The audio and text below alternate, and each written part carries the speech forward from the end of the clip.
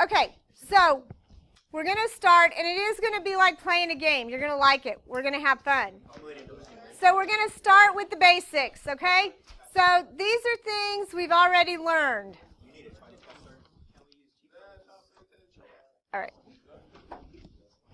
Okay, so we're going to start with the basics. And these are the ones you already know, so you don't even have to learn them, but we're going to write them down.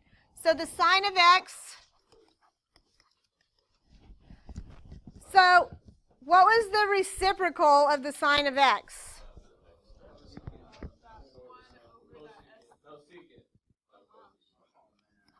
So look, the cosecant, you can't put it with the cosine because they both start with c's.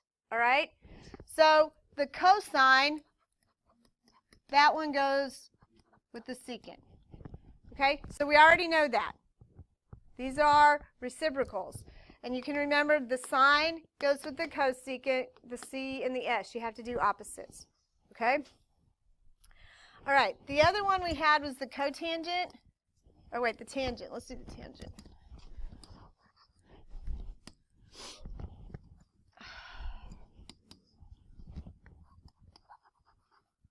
And the reciprocal of the tangent is the cotangent. Right? So those are easy. Look at that. You've already got it memorized. So we can also do the reciprocal of this. So the cosecant is going to be 1 over the sine. The secant is going to be 1 over the cosine. And the cotangent is going to be 1 over the tangent. Easy peasy.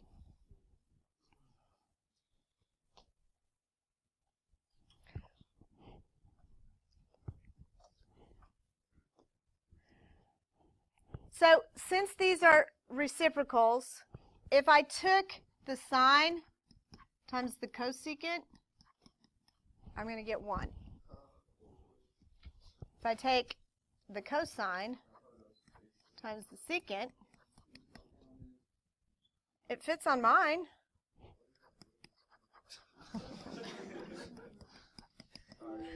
And the tangent and times the cotangent is 1.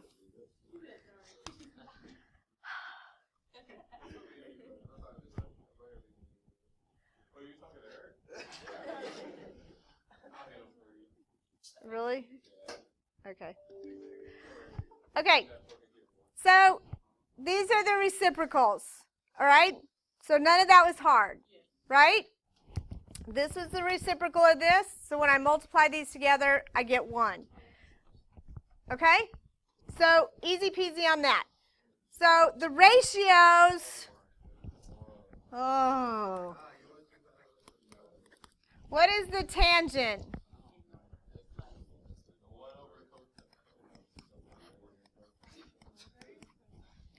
Sine over cosine. You already know this, so you're not even learning this either. And since the cotangent is the inverse, I'm going to have the cosine over the sine.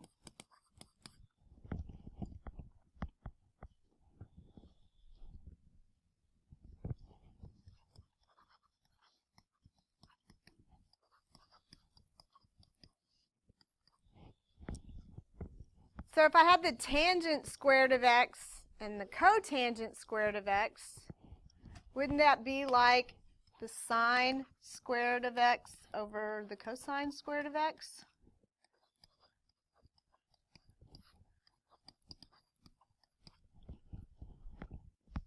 Okay, so we literally have not learned anything new. Look at all of those we've written down. We're going to use these to play our game, but you haven't learned anything new. Well, I'm going to show you your game in just a minute. Does everybody got this? Okay. So there's 3 last ones, and these are the ones we haven't learned yet.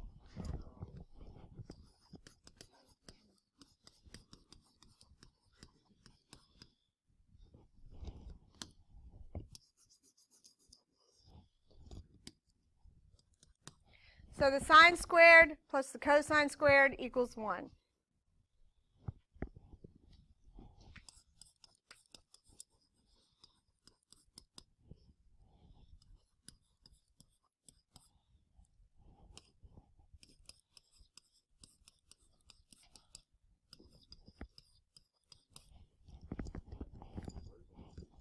Okay, so those are the new ones.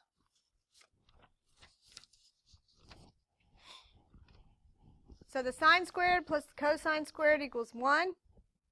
1 plus the tangent squared equals the secant squared. And 1 plus the cotangent squared equals the cosecant squared. So the only three you have to memorize are these three, right? So out of all of that writing I did, that's the only thing you have to memorize. And if you don't memorize these, it is just going to make it so much harder for you. But that's okay. You'll get it eventually. Well, because you already know all of these. So I see that your face. That's why I smiled. So these are the only, for those of you that actually stayed up with me, we all know all of those. These are the only ones that are left. Okay? Okay, so here's how we're going to play the game. Are you ready? So I'm going to start with this. The sine of theta plus 1 times the sine of theta minus 1. And it tells me I want to get this down to a single term. All right, so I need to get this down to a single term. So first of all, I'm just going to multiply. All right, so what's sine squared times sine squared? I mean sine times sine. Sine squared, sorry. And so I take that times that. But if I take this times this, I just get sine of theta, right?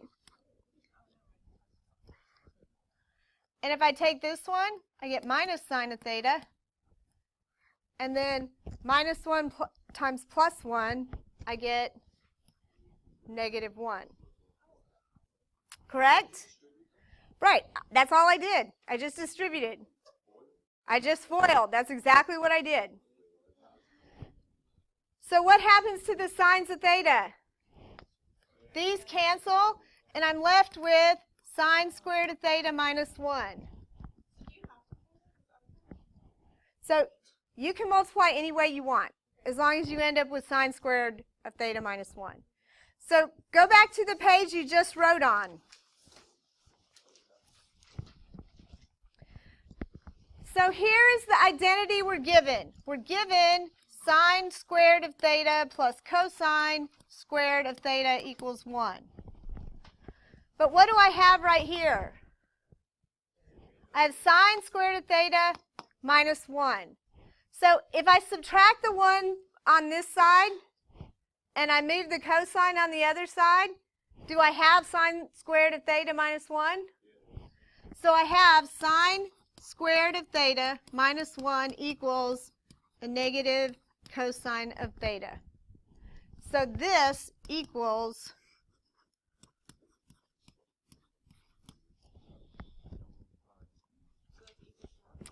and so now I'm down to one term.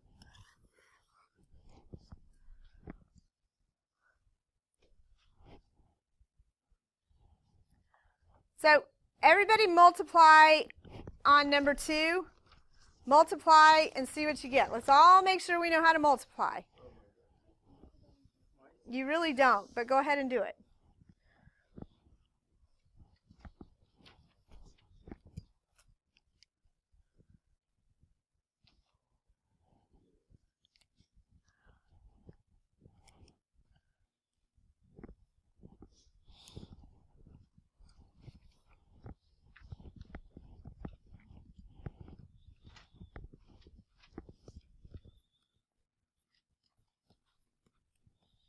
So you should have gotten cosecant squared of a minus 1 if you multiplied right.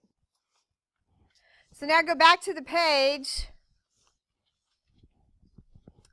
I want a single term. So here's what I'm given.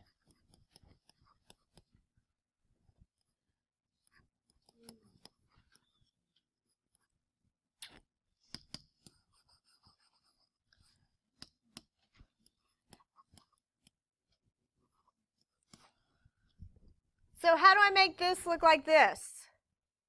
How do I make this look like this? If I subtract the 1, it equals what?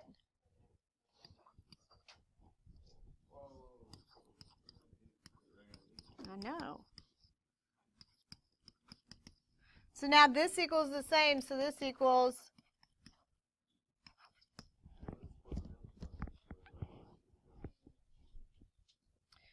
Okay, what's written down on your paper, Michael?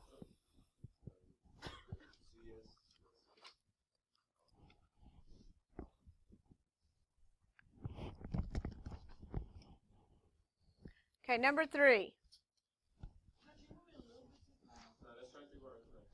Okay, let's not do it ourselves yet. All right, Xavier, thank you for your excitement. But okay, so first of all, here's what I have. I have cosine squared of x, and I have 1 minus cosine squared.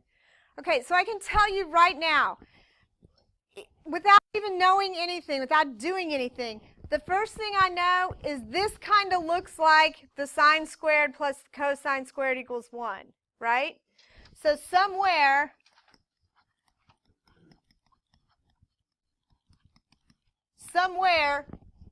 and some way I probably can substitute something for the 1 minus cosine squared. So if I move this over here, what does 1 minus cosine squared equal? It equals sine squared, correct? So I'm going to write this cosine squared of x times sine squared of x. I'm not down to one term yet, so I'm not done. So what is the cosine squared? I mean the cosecant, what is that? What's the inverse of that?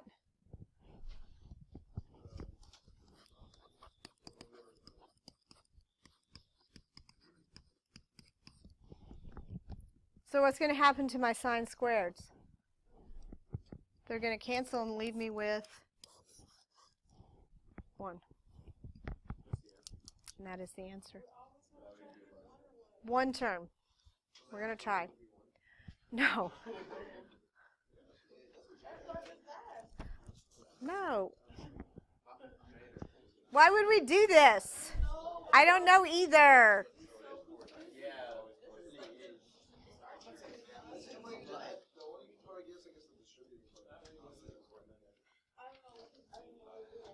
Okay. So, first of all, right here. So, there's no squareds here like over here, right? So I know I can't start with one of my Pythagorean identities. So I'm just going to start and I'm going to multiply. Okay? So when I multiply this times this,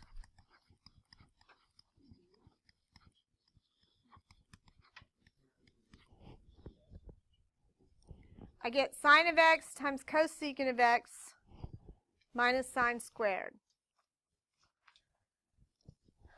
So what do I know about the sine and the cosecant? They're inverses, right? So if they're inverses, when I multiply inverses together, what do I get? I get 1. So this is going to be 1 minus sine squared of x.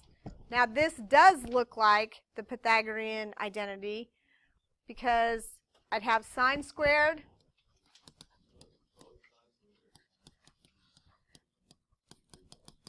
so how do if I take the 1 and I move this to this side, I have 1 minus sine squared, and what does that equal?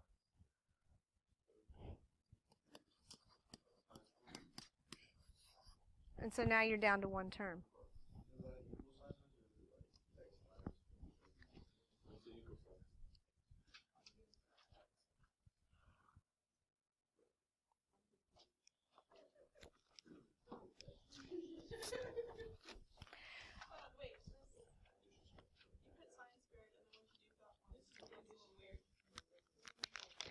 So this is the Pythagorean identity, right? So what I wanted to do is I wanted to make it look like this. So if I move this on this side, I have 1 minus sine squared. Well, what does that equal? Cosine squared. So you're going to have to manipulate the Pythagorean ones to get your answers usually. So we always do the Pythagorean ones at the end? Most of the time. Okay, Jada, we're going to do your favorite thing now. It's going to be your favorite. Actually, what? For what? Hurry up. Number 6. Actually, Jada, we're going to hold off on your headache. We'll go to number 6 first, okay? I'm going to hold off on your headache. All right. I know, but you're going to have a big headache after I do that one. Okay, let's do, everybody multiply. So the first one, so look, it does, but it's squared. So you have to take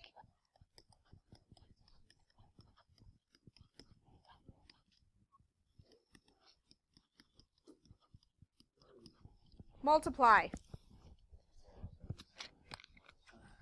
Well, but the other one is minus, so you get to change the sign, so that's kind of fun.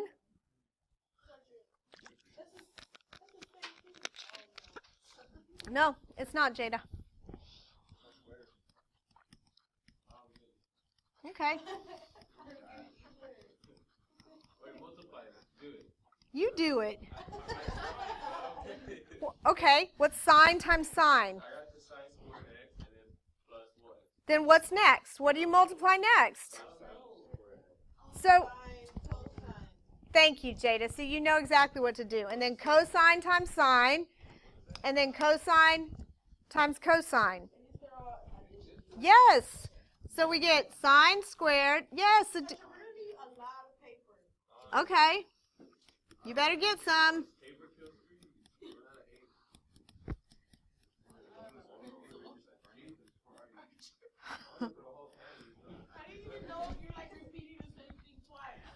I just wrote it all out. If I did it, you can do it. Let's do it again. I am going slow. Look, I'm not crawling for you. All right, I mean it.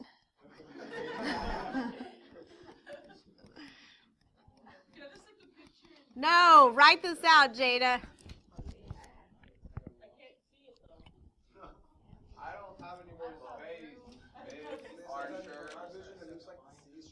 Oh my gosh, I recorded in here because I thought there'd be like less whining. Clearly not. Clearly not. Oh my gosh, my third period, they're going to whine. I'm never even going to get to teach because they're going to whine so much. Okay, shh. You guys look. So, I wrote it all out, but you guys look. I took sine times sine and got sine squared. I took sine times cosine and got sine and cosine. I took this times this and got this. Okay, why? So that's why did I not write cosine sine? Because I already had one sine cosine, and it doesn't matter what order I multiply in. And if you write it backwards, you won't combine all the right terms at the end. Okay? So here's what's going to happen after all of that writing, friends. Look, this is going to cancel with this one. This is going to cancel with this one. And what am I left with? I'm left with 2 sine squareds and 2 cosine squareds. And what does that look like? The Pythagorean identity. And what is sine squared plus cosine squared? So I have 2 times 1, and I get 2. So it was a lot of writing, but none of it is hard. So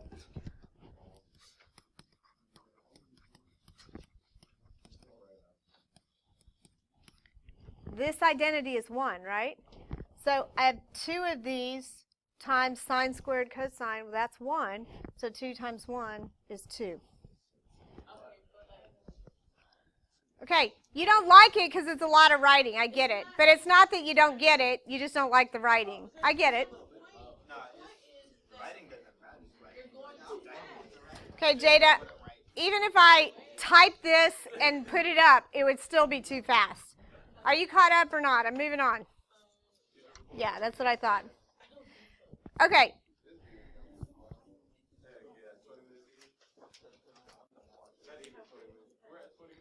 Okay, I have 2 problems left to do. All right, 2. And I saved number 5 for last, not because it's hard, but because Jada's going to be whining so loud. Okay, so if I look at this example, if I look at it, I want to get it down to one term. So what I see right away is I've got cotangent, cosecant, and then I have sine and cosecant. All right? So before I do anything over here, I want to just start right on with the plus part, okay? And so the reason I'm going to start there is because there's a sine there. And I know that cosecant is what? It's the inverse of the sine, correct?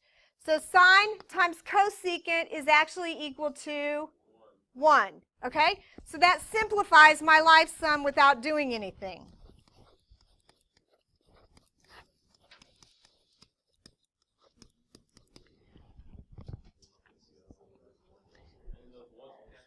Okay, so I have this 1, all right? So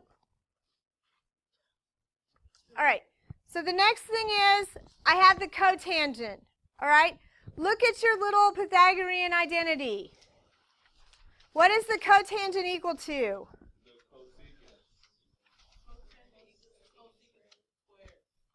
Minus 1, though, right? You have to subtract the 1.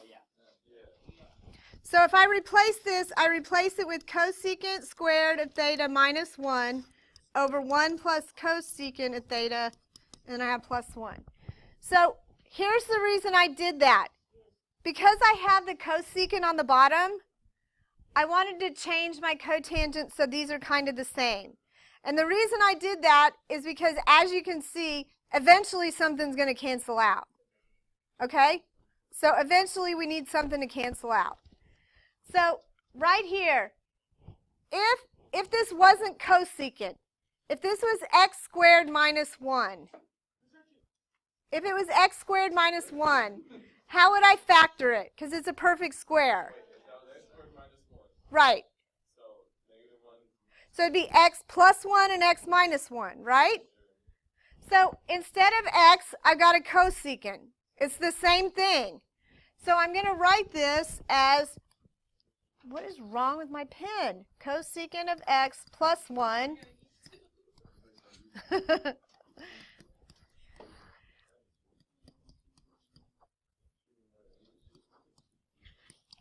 I am not running out of ink, and I'm not writing too much. All right. So just ignore the plus 1. Just look at the over here. All right, you do. So listen.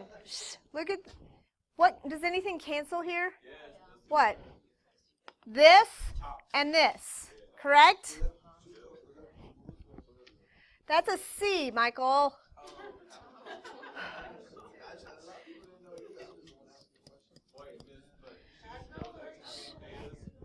Whatever, yes. Whatever, they should all be the same. If you had a better teacher, I'd make sure they were all the same. But you don't have a good teacher, you have me. Okay, so what cancels? The 1s, and I'm left with the cosecant of x. You did, it was kind of fun. All right, one last. Okay, you just be quiet. Just listen. I will slow down, though. All right.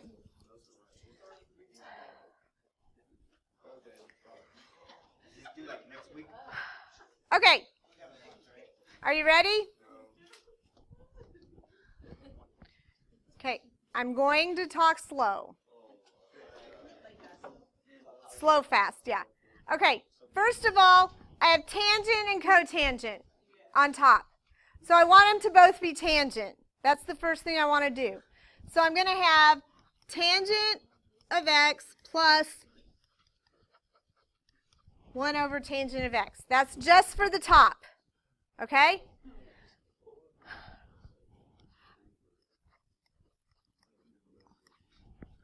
Okay? Are you okay, Jada?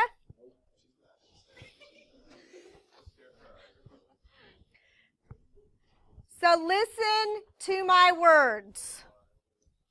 Just on the top part, just this right here.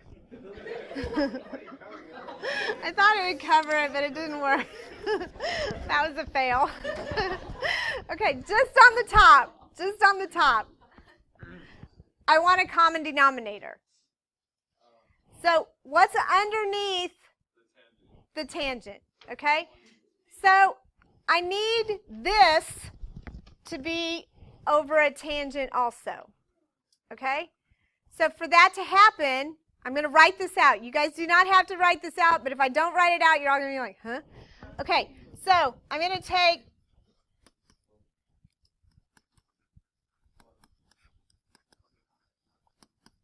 right? This is how I'm going to get it over a tangent. So what is tangent times tangent? Okay, this is already over a tangent, so I don't have to do that on this one. So I'm going to have tangent squared plus 1 .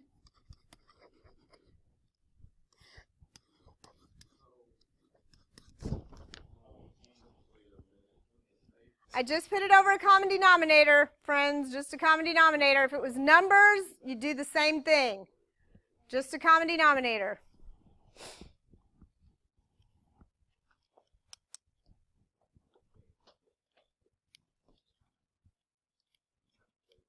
Okay, so everybody okay so far? So on the top, the tangent squared plus 1. I know that has to be one of those trig identities. It looks like it. I know it has to. What is it? Secant squared. So I'm going to rewrite this. These all should have x's, by the way.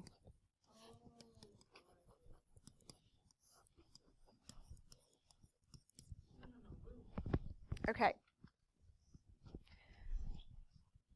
So now, this is like secant squared over 1, right?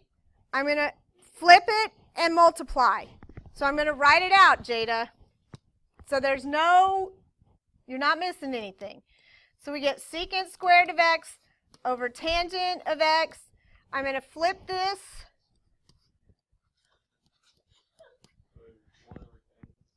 So what cancels?